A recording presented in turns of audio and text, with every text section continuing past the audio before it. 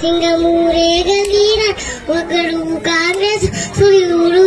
మన రేవంత్ అన్నాని గదీసి అడిగే ఉన్నాడు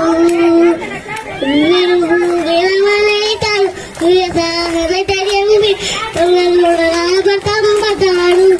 మన రేవంత్ అన్న పెద్ద ఇంటికి పండుతాడు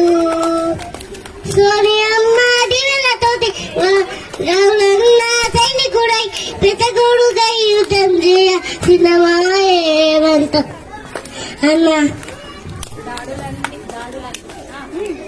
దాడులన్నీ జరిగినా గాని దడవలేదు రేవంత్ అన్న అంతకంతకు ఎత్తుకు పెరిగాడు